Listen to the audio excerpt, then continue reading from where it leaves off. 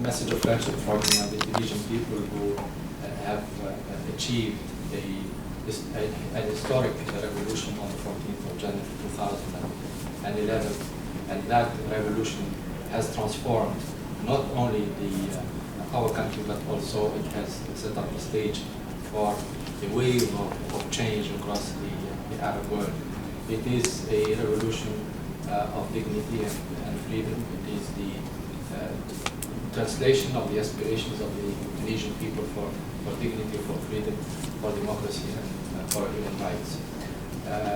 Last January, we celebrated the first anniversary of the revolution, and I can tell you that the progress that has been achieved is significant.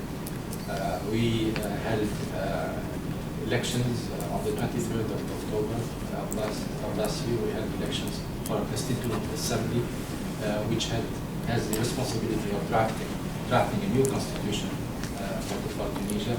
And for the first time in the history of Tunisia, the elections were organized by an independent commission. The government didn't have anything to do with the elections. It only provided the necessary funds for that, and also logistics and security. Many observers from Tunisia and from abroad, and particularly from the United States, observed the elections. The Carter Center was present, the National Democratic Institute, as well as the International Republic Institute was there.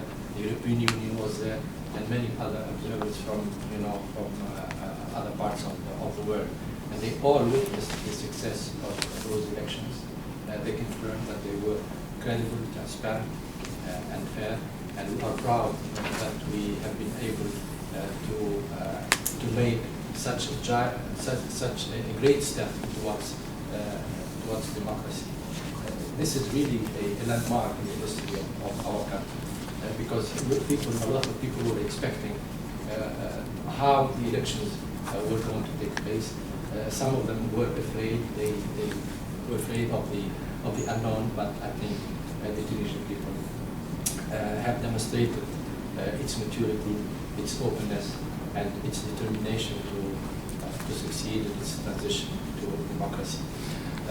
Of course, as Senator Fala mentioned, this transition faces some difficulties. And we say that there are challenges, enormous challenges facing our country, and we need to overcome these challenges. And the first challenge is certainly unemployment. And we have around 800,000 unemployed, and among these unemployed, there are 200,000 university graduates. This is to give you an idea about the importance, the scope of the challenge that we are facing. And unemployment was also one of the main factors behind the revolution. Our young people who spent years and years educating themselves and graduating from university had to wait years and years to find a job. They were, of course, the revolution was the expression of their dissatisfaction with the lack of opportunity, economic opportunity, lack of freedoms, and lack of human rights.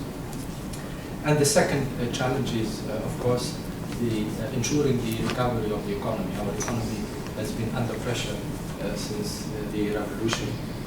Exports increased, investments also decreased, and tourism suffered from the impact of the revolution in terms of arrivals as well as revenues. And added to that, what happened in Libya, the conflict in Libya, added to the burdens that Tunisia had to shoulder. The third challenge that we have is to ensure a balanced regional development. The inland parts of Tunisia, unfortunately, have not benefited from the development efforts of the country on an equal basis with other parts of the country, and namely coastal areas. So there is need to focus more and more on those parts of the country trying to create job opportunities for people, trying to build infrastructure to develop those areas so that they could contribute in a better way to the efforts of development of the country. These are some of the challenges that Tunisia is facing today. In Tunisia, we are convinced that we will succeed in our endeavor because we do have the necessary ingredients for that. We are a homogeneous society, a tolerant, open population, well-educated people, skilled labor force. Women enjoy far-reaching rights, and they do play an important role in society. Our young people also are enthusiastic about this revolution, and they want to contribute in a stronger way to the transition to democracy and to participating in the political life as well as the economic development, economic and social development of the country. Tunisia, we rely on our human resources. It is our main wealth, and of course we do lack natural resources, but I think that our main wealth is our people and young men and women. We will certainly appreciate any support from the international community, support from our friends and partners, and particularly the United States of America. This country has been steadfast in its support for Tunisia. The President, the Secretary of State, and members of Congress have really demonstrated a lot of sympathy and support for Tunisia. And the administration has been really exploring ways and means to materialize that sympathy and support. And President Obama last October, when he received our former Prime Minister, announced a series of measures to contribute to the support for Tunisia. He announced the return of the Peace Corps.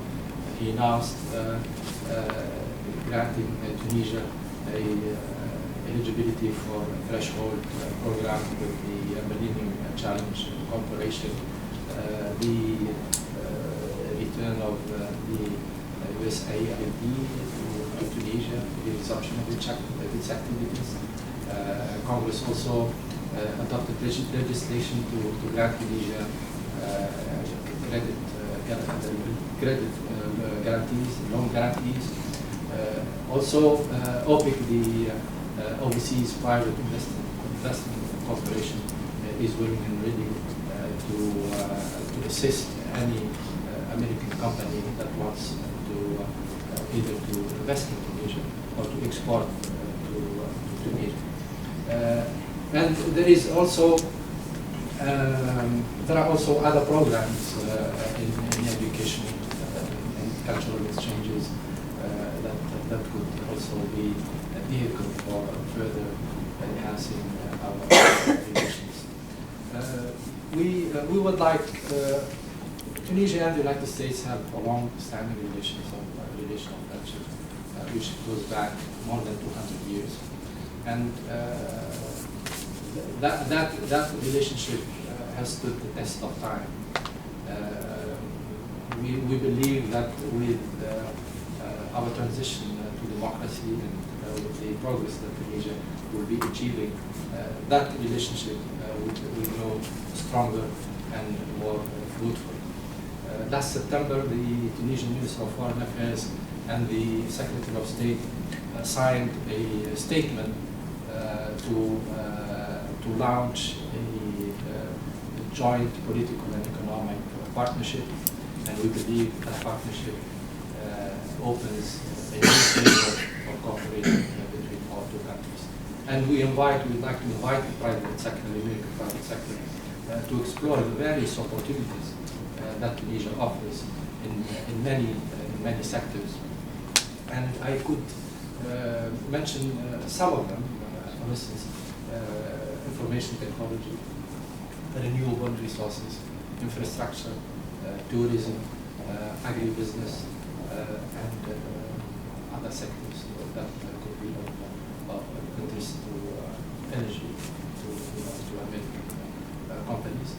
There are many incentives that are accorded to offer to investors who want to do business in Tunisia. These investors, these incentives range from tax exemptions to free transfer of capital and capital gains. They also include the support of the subsidies from the state for employers' contribution to Social Security, and also there are many other advantages, especially for the companies who want to invest in the inland areas. If they want to invest in infrastructure or in the development of those inland areas, they do have other incentives. And I believe that Mr. Mohamed Malouch could also talk a little bit about these incentives if you want to hear more about that. So I would like to also mention one important thing. It is the fact that Tunisia has a really strategic geographic position at the heart of the Mediterranean. It is across from, only 50 minutes away from Rome, 2 hours and a half from Paris, and an hour and a half from Barcelona. It is really, it could be really a hub and a platform for American companies which are to do business not only with Tunisia but also with the region as a whole. And there are also offshore possibilities in Tunisia that could be explored. We do have a free trade zone with the European Union since 2008 on manufactured goods, and we are negotiating a free trade agreement on agricultural products and services. We do have a free trade agreement with Turkey, with Jordan, with Morocco, with Egypt, and we have preferential trade agreements with other sub-Saharan Africa. So Tunisia could be really a very interesting regional and international center for American companies who want to do business with our country and with our region. And added to that, the fact that Tunisia now has embarked on a process of democratization. And that would mean that there will be good governance, there will be transparency in transactions, transparency in calls for tender, and there will be also rule of law. There will be hopefully stability and security for investors who want to do business in Tunisia. I invite you all to explore these opportunities, and we are here available to provide you with any information or any assistance that you need.